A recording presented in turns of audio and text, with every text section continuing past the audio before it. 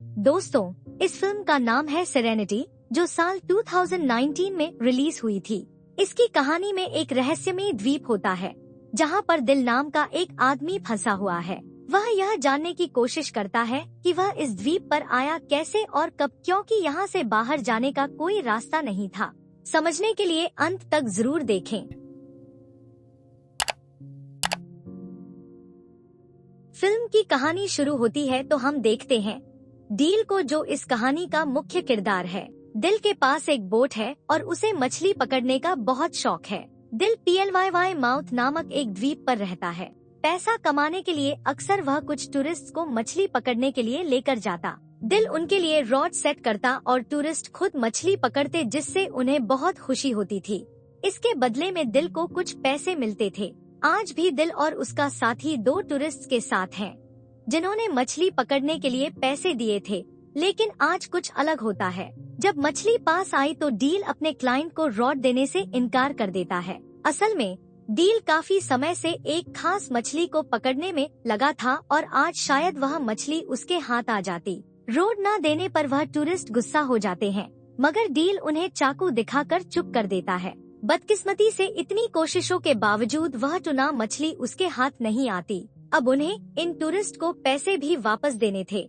हालांकि दिल के लिए यह कोई बड़ी बात नहीं थी, लेकिन ड्यूक बहुत निराश था क्योंकि उसे अपनी पोती की यूनिवर्सिटी की फीस भरनी थी। दिल उससे वादा करता है कि वह उसे पैसे दे देगा। इसके बाद वह अपनी दोस्त डायना से मिलने गया। डायना उसे कुछ पैसे देती है जब वह उसके साथ समय बिताता है। डील उससे उसके बेटे के बारे में पूछता है। उसे भी बोट्स और फिशिंग का बहुत शौक था। दरअसल डील चाहता था कि वह ड्यूक को जाने दे ताकि वह किसी ऐसी जगह काम कर सके जहां उसे अच्छे पैसे मिले। इसके बाद वह एक बार में जाता है। बारटेंडर से बातचीत के दौरान हमें पता चलता है कि यहाँ के लोगों को एक दूसरे के बारे में छोटी से छोटी बात भी अब ऐसा क्यों है, यह हम आगे जानेंगे। बारटेंडर कहता है कि तुमने 4 बार उस मछली को पकड़ने की कोशिश की है, तुम्हें उसे कोई नाम देना चाहिए। तो दिल कहता है कि उसका नाम जस्टिस है। रात में वह ड्यूक को पैसे देने गया और बताता है कि कल हम दोबारा समुद्र में जाएंगे। ड्यूक पूछता है कि हमारे साथ कितने क्लाइंट्स जा रहे हैं, तो दिल बताता है कि हम अकेले जाएंगे, क्योंकि वह किसी भी हालत में उस मछली को पकड़ना चाहता था। ड्यूक को उसका फैसला सही नहीं लगता क्योंकि इसमें उनके पैसे लग रहे थे। रात को डील जब अपने घर में था तो उसे अपने बेटे की याद आती है, जो तलाक के बाद अब उसकी पत्नी के पास है। उसे भी अपने पिता की तरह फिशिंग का बहुत शौक था। अगले दिन वह ड्यूक के साथ बोट लेकर समुद्र में गया। पूरा दिन इंतजार करने के बावजूद भी उन्हें वह मछली नहीं मिल सकी, जिससे डील बहुत निराश था। वापस आने पर वह ड्यूक से कहता है कि तुम मेरे लिए बैड लक हो। जब से तुम्हारी पत्नी मरी है तब से तुम्हारी किस्मत ही खराब है। यह सुनकर ड्यूक को बहुत बुरा लगता है और वह गुस्से में अपना सामान लेकर वहाँ से चला जाता। लेकिन दरअसल डील ने यह जानबूझकर किया था ताकि ड्यूक कहीं और काम ढूंढ ले।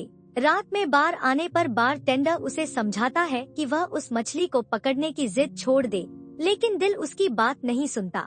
तभी उससे मिलने वहाँ कैरन आती है, जो दरअसल डील की एक्स वाइफ है। दिल जानता था कि वह यहाँ किसी मकसद से आई है। अपनी बोट पर ले जाने के बाद वह उससे पूछता है, तुम्हें मुझसे क्या चाहिए?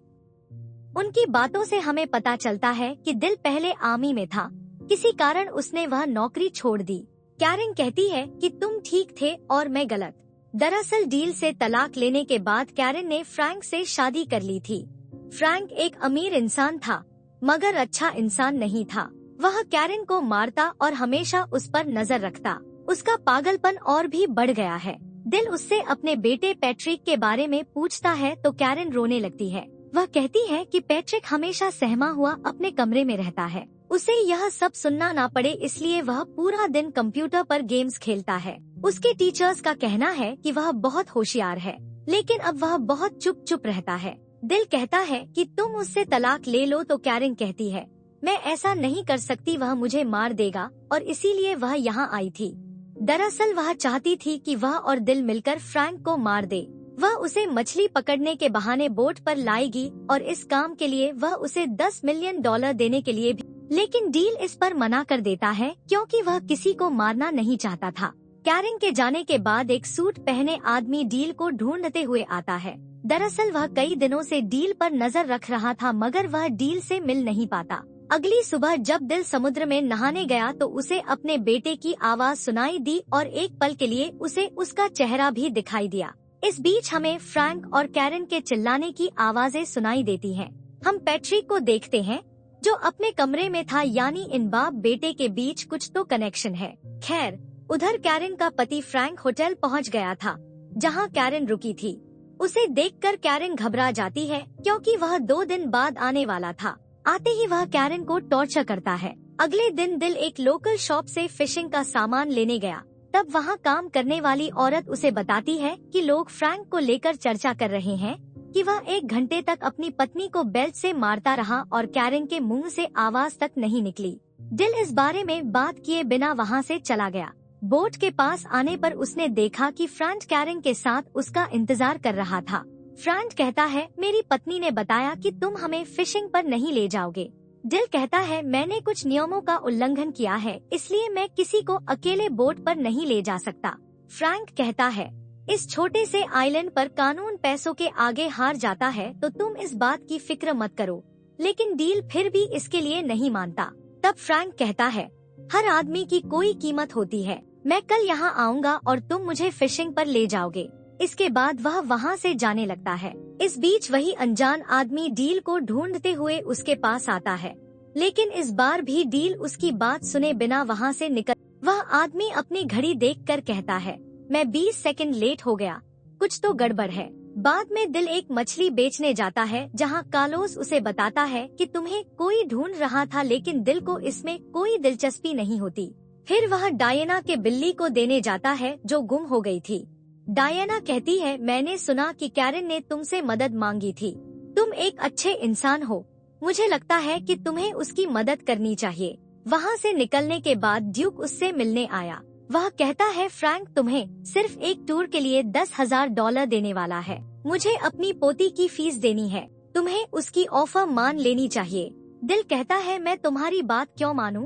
तो ड्यूक कहता है, मैं जानता हूँ तुम यह सब क्यों कर रहे थे, लेकिन मुझे तुम्हारी रहम की जरूरत नहीं, मुझे तुम्हारी मदद चाहिए। अब ड्यूक की मदद करने के लिए दिल मान जाता है। बाद में कारण फिर से डील से मिलने आती है। दिल कहता है, मैं उसे सिर्फ फिशिंग पर ले जाऊंगा, मैं उसे मरने वाला नहीं हूँ। तो कारण कहती है, वह मुझे और पैट्रिक को मार देगा। मैं जानती हूँ कि तुम उससे बात करते हो, वह अपने कंप्यूटर से तुम्हें सुन सकता है, तुम दोनों एक दूसरे से जुड़े हुए हो।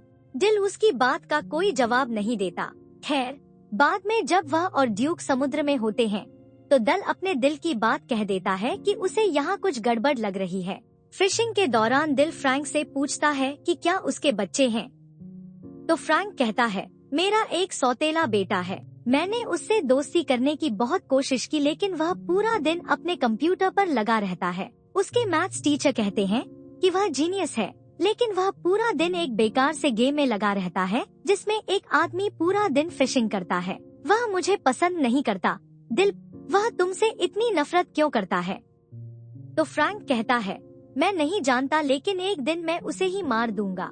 यह सुनकर दिल को गुस्सा आ जाता है, लेकिन इससे पहले कि वह कुछ करता, उनके हुक में एक बहुत बड़ी शार्क फंस जाती है और वह लोग उसे पकड़ने में लग गए। खैर, वापस आने के बाद डील कहता है कि कल हम दोबारा से जाएंगे। कैरन को मौका मिल जाता है बात करने का, इसलिए वह डील को फिर से ऑफर करती है कि वह फ्रैंक को मार दे।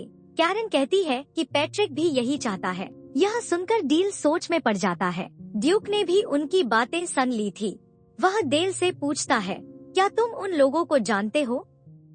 तो डेल कहता है, वह मेरी एक्स वाइफ है। आर्मी में नौकरी के दौरान मैं एक जंग पर गया था। वहाँ से लौटने के बाद मुझे पता चला कि वह फ्रैंक के पास जा चुकी है। ड्यूक उसे सलाह देता है कि हालात चाहे जैसे भी हों, उसे किसी को मारना नहीं चाहिए। रात को डील कैरन से मिला और अब वह इस बात के लिए राजी हुआ कि वह फ्रैंक को मारेगा।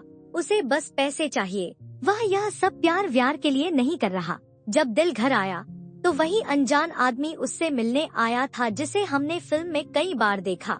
खैर, वह एक डिवाइस लेकर आया था जिससे दिल उस ट्यूना मछली को पकड़ सकता है, जिसे पकड़ने का सपना डील बहुत समय से देख रहा है। और यह डिवाइस वह आदमी डील को मुफ्त में देने वाला था। उस आदमी के मुंह से निकल जाता है कि यही खेल का नियम है और मैं ही नियम हूँ। यह सुनकर दिल को अजीब लगता है और उस आदमी पर शक भी होता है, इसलिए वह उसे धमकाता है और पूछता है कि बता तुम कौन हो।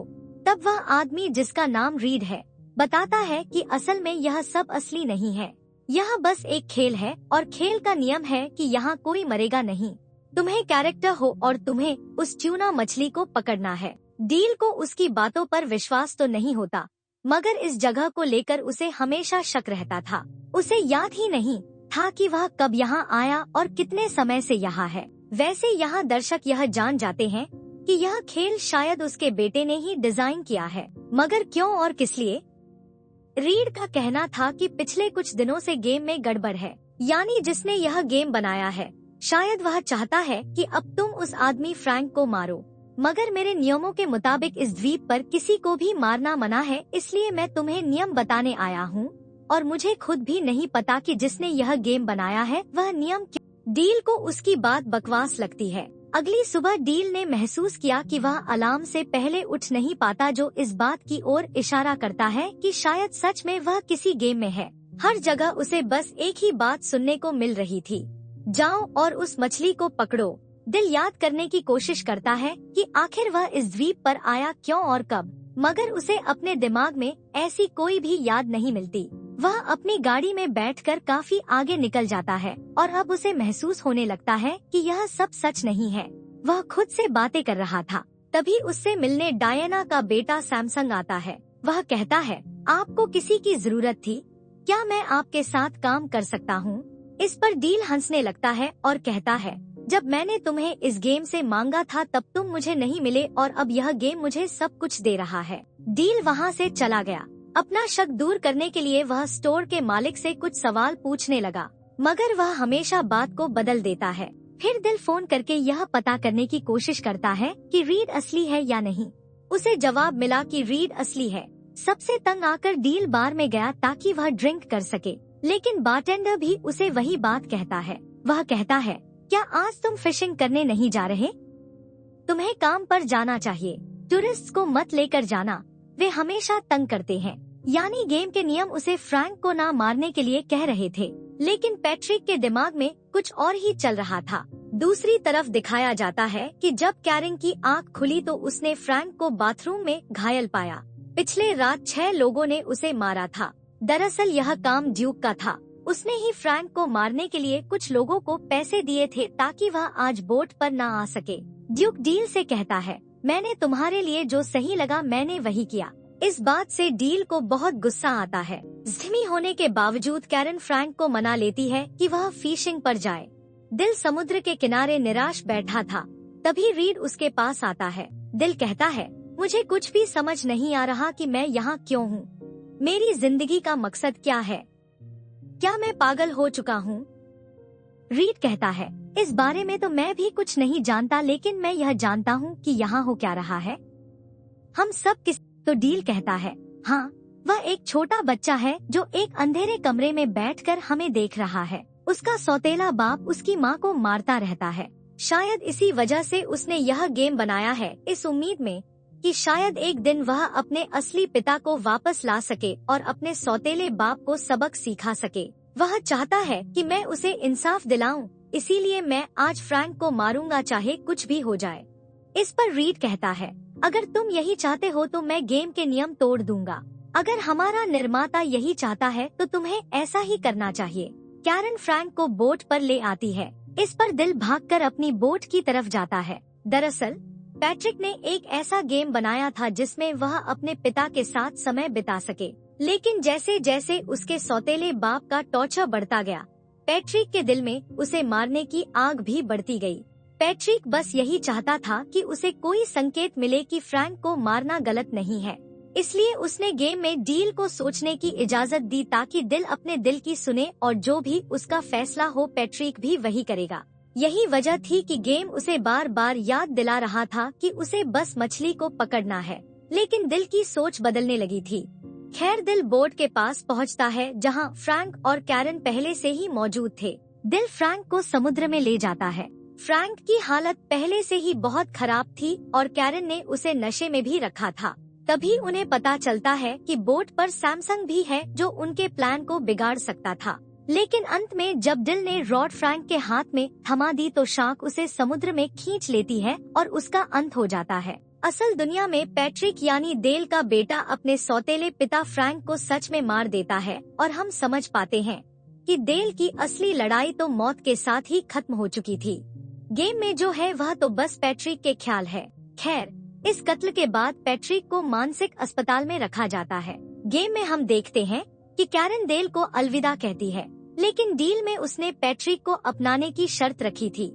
डील जानता था कि वह बस एक गेम है। तब कैरन रोते हुए कहती है, कभी ना कभी तुम मुझसे जरूर मिलोगे। तभी कैरन वहाँ से गायब हो जाती है और डील के पास एक फोन पर कॉल आता है। कॉल की दूसरी तरफ पैट्रिक था।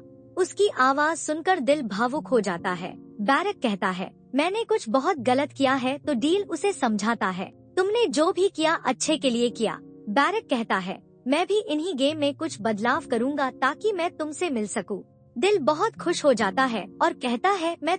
उसे देखकर डील बहुत खुश होता है। दोनों एक दूसरे को गले लगाते हैं। गेम में ही सही, लेकिन पैट्रिक अपने पिता के साथ था और यहीं पर फिल्म का अंत होता है। दोस्तों, इस कहानी में बाप बेटे के बीच प्यार को दिखाया गया है। एक पिता की कमी उन्हें ज्यादा महसूस होती है जिनके पिता इस दुनिया से जा चुके हैं। उम्मीद करते हैं हमारी वीडियो आपको पसंद आई होगी। मिलेंगे किसी और कहानी में।